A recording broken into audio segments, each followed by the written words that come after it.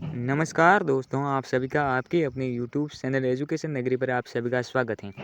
आज हम वर्धमान महावीर खुला विश्वविद्यालय कोटा जुलाई एग्जामिनेशन 2026 बीए का द्वितीय वर्ष पॉलिटिकल साइंस का पेपर है। कोड है आपका पेपर का PH04। भारतीय राजनीति की एक परीक्षा है आपकी 14 अगस्त की। कब है? 14 अगस्त की। ये दूसरी क्लास होगी आपकी। एक क्लास है वो मैंने करवा दी है, आप जाकर प्ले लिस्ट में देख सकते हो। ये दूसरी क्लास होगी आपकी। तो इसमें आपको क्या क्या मिलेगा, देखिए कि मोस्ट इंपोर्टेंट क्वेश्चन और आंसर मिलेंगे इसमें, जो पुराने पेपरों में आए हुए क्वेश्चन है। ये प्रश्न पुराने प्रश्न पत्रों में पूछे गए हैं, जो प्रश्न बार बार आने वाले विषयों के आधार पर परीक्षा की तैयारी के लिए तैयार किए गए हैं। वेरी इंपॉर्टेंट सवाल हो। तो पहला क्वेश्चन देखिए कि भारतीय संविधान की प्रस्तावना से आप क्या समझते हैं? कि प्रस्तावना संविधान का परिचयात्मक भाग है। इसमें भारत को संप्रभु, समाजवादी, पथनिरपेक्ष, लोकतांत्रिक गणराज्य बनाने तथा नागरिकों को न्याय, स्वतंत्रता और समानता, बंधुता प्रदान करने के उद्देश्य का उल्लेख किया गया है हमारी प्रस्तावना में, भारतीय संविधान की प्रस्तावना। अगला प्रश्न देखिए, संप्रभु लोकतांत्रिक गणराज्य का क्या अर्थ है? कि इसका अर्थ है भारत अपने आंतरिक और बाहरी मामलों में स्वतंत्र है। लोकतांत्रिक का अर्थ जनता द्वारा चुनी गई सरकार और गणराज्य का अर्थ है निर्वाचित राष्ट्र अध्यक्ष वाला राज्य। अगला प्रश्न देखिए कि पंथ निरपेक्ष राज्य से क्या अभिप्राय? पंथ निरपेक्ष राज्य वह जो किसी एक धर्म को राज्य धर्म नहीं मानता और सभी धर्मों को सम्मान और धार्मिक स्वतंत्रता प्रदान करता है। अगला प्रश्न देखिए कि मौलिक अधिकार क्या है? मौलिक अधिकार वह मूल अधिकार हैं जो संविधान द्वारा नागरिकों के व्यक्तित्व और स्वतंत्रता के विकास के लिए प्रदान किए गए। इनके संरक्षण के लिए न्यायालय की शरण ली जा सकती हैं। अगला प्रश्न देखिए कि संवैधानिक उपचार का अधिकार क्या है? संवैधानिक उपचार का अधिकार नागरिकों को अपने मौलिक अधिकारों के उल्लंघन पर सर्वोच्च न्यायालय या उच्च न्यायालय की शरण लेने का अधिकार देता है। अगला प्रश्न देखिए कि न्यायिक पुनरावलोकन से क्या अभिप्राय? न्यायिक पुनरावलोकन वह शक्ति है जिसके द्वारा न्यायालय विधायिका या कार्यपालिका के ऐसे कार्यों को असंवैधानिक घोषित कर सकता है जो संविधान के विरुद्ध हो। अगला क्वेश्चन देखिए कि राज्य के नीति निर्देशक तत्व क्या है?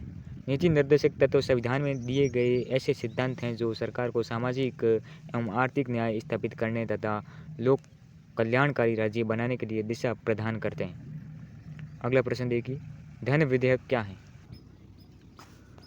वह विधेयक जिसमें कर लगाने, हटाने, सरकारी धन की अभिरक्षा या विनियोजन आदि से संबंधित प्रावधान होते हैं, धन विधेयक कहलाता है।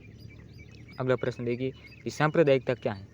जब कोई व्यक्ति या समूह अपने धार्मिक हितों को राजनीतिक एवं सामाजिक हितों से ऊपर रखकर दूसरे समुदाय के प्रति विरोध या भेदभाव की भावना अपनाता है तो इसे हम क्या कहते हैं? सांप्रदायिकता कहते हैं। अगला प्रश्न देखिए, क्षेत्रवाद क्या है?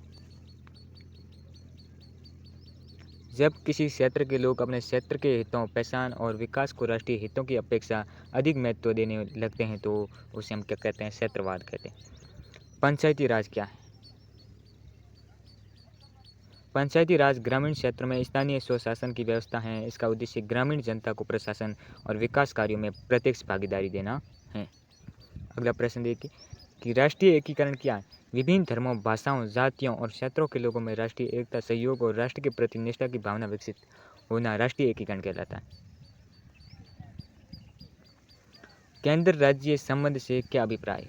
केंद्र और राज्य के बीच में शक्तियों, प्रशासन तथा वित्त के विभाजन और उनके पारस्परिक संबंधों को केंद्र राज्य संबंध कहा जाता है। निर्वाचन आयोग के 2 कार्य बताइए। चुनावों का संचालन एवं पर्यवेक्षण करना, मतदाता सूची तैयार एवं संशोधित करना तथा राजनीतिक दलों का मान्यता देना। संविधान संशोधन क्या है? संविधान के किसी प्रावधान में परिवर्तन, जोड़ या हटान करने की प्रक्रिया संविधान संशोधन कहलाती है। अगला खंड देखिए कि भारतीय संविधान की प्रमुख विशेषताओं की विवेचना कीजिए। भारतीय संविधान विश्व के प्रमुख लिखित संविधानों में से एक है। इसकी प्रमुख विशेषताएं इस प्रकार से आप देखिए। लिखित एवं विस्तृत संविधान, इसमें शासन व्यवस्था के अनेक पहलुओं का विस्तार से वर्णन है। संघात्मक व्यवस्था, केंद्र और राज्यों के बीच में शक्तियों का संवैधानिक विभाजन किया गया है। संसदीय शासन प्रणाली, वास्तविक कार्यपालिका मंत्री परिषद है जो संसद के प्रति उत्तरदायी है। मौलिक अधिकार, नागरिकों को मौलिक अधिकार प्रदान किए गए हैं। नीति निर्देशक तत्व सरकार और लोक कल्याणकारी कार्यों के लिए दिशा दी गई है। स्वतंत्रता न्यायपालिका को स्वतंत्र रखा गया है। पंथ निरपेक्ष सभी धर्मों के प्रति समान व्यवहार का सिद्धांत अपनाया गया। सार्वभौमिक वैश्विक मताधिकार निर्धारित आयु के सभी पात्र नागरिकों को मतदान का अधिकार प्राप्त है।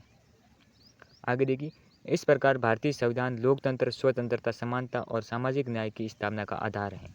अगला प्रश्न देखिए, ये मौलिक अधिकारों तथा नीति निर्देशक तत्वों में अंतर स्पष्ट कीजिए। मौलिक अधिकार, नीति निर्देशक तत्व नागरिकों की स्वतंत्रता एवं अधिकारों की रक्षा करते हैं।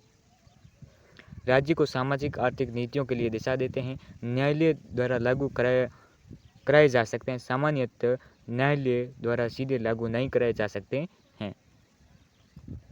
व्यक्ति की स्वतंत्रता पर अधिक जोर, सामाजिक एवं आर्थिक न्याय पर अधिक जोर, लोकतांत्रिक अधिकारों की रक्षा करते हैं। कल्याणकारी राज्य की स्थापना में सहायक होते हैं। दोनों का उद्देश्य भारत में लोकतांत्रिक एवं न्यायपूर्ण समाज की स्थापना करना है। अगला क्वेश्चन देखिए, भारत में सांप्रदायिकता के प्रमुख कारणों की व्याख्या कीजिए। भारत में सांप्रदायिकता के प्रमुख कारण देखिए, धार्मिक और सामाजिक विविधता, राजनीतिक स्वार्थ, धार्मिक भावनाओं का राजनीतिक उपयोग, सामाजिक एवं आर्थिक असमानताएं। ऐतिहासिक घटनाओं का गलत राजनीतिक उपयोग, अफवाहों और गलत सूचना, विभिन्न समुदायों के बीच अविश्वास। निष्कर्ष, शिक्षा, सामाजिक सद्भाव, समान अवसर या धर्मनिरपेक्ष राजनीतिक दृष्टिकोण के माध्यम से सांप्रदायिकता को कम किया जा सकता है।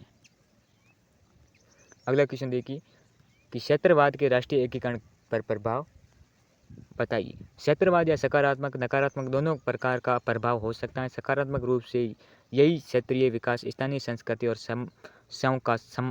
समस्याओं को सामने लाता है, लेकिन अत्यधिक क्षेत्रवाद राष्ट्रीय हितों के ऊपर क्षेत्रीय हितों की प्राथमिकता देता है। इसके परिणाम स्वरूप अलगाववादी प्रवृत्तियां, राज्यों के बीच में विवाद और राजनीतिक तनाव उत्पन्न हो सकते हैं। इसलिए क्षेत्रीय आकांक्षाओं को राष्ट्रीय एकता के साथ संतुलित रखना आवश्यक है।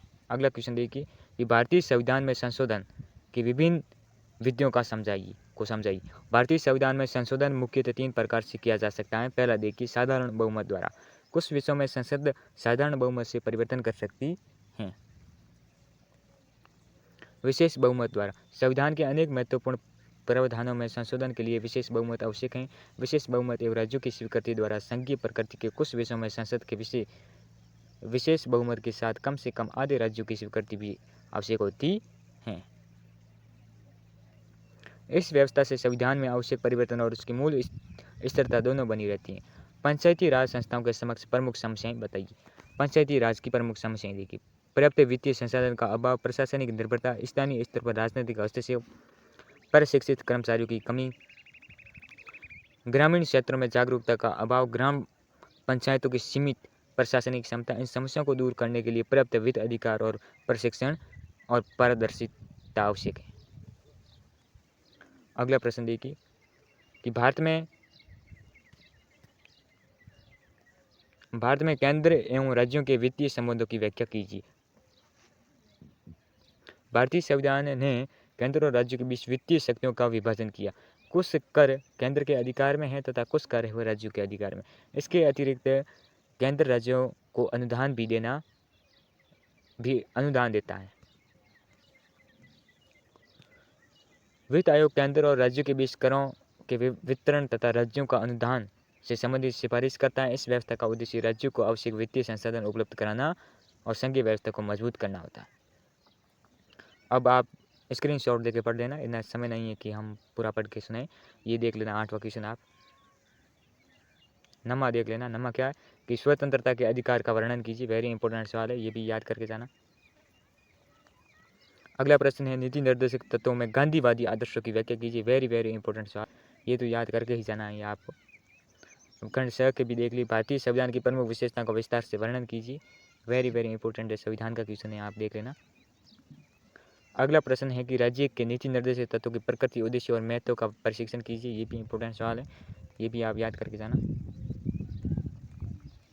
अगला क्वेश्चन है, भारत में मौलिक अधिकारों की प्रकृति और महत्व की विवेचना कीजिए। वेरी इंपॉर्टेंट सवाल, ये आप देख लेना। अगला क्वेश्चन है, भारत में सांप्रदायिकता के कारणों और भारतीय राजनीतिक पर इसके प्रभाव की चर्चा कीजिए। ये भी इंपॉर्टेंट सवाल है, आप देख लेना। अगला क्वेश्चन है कि भारतीय राजनीति में क्षेत्रवाद के उदय के कारणों या राष्ट्रीय एकीकरण पर उसके प्रभाव का विश्लेषण कीजिए। ये भी स्क्रीनशॉट लेने आप ले लेना। अगला प्रश्न आपकी पंचायती राज संस्था से है, ये भी याद कर लेना। अगला है भारत के केंद्र राज्य संबंधों के संवैधानिक एवं वित्तीय पक्षों का वर्णन कीजिए।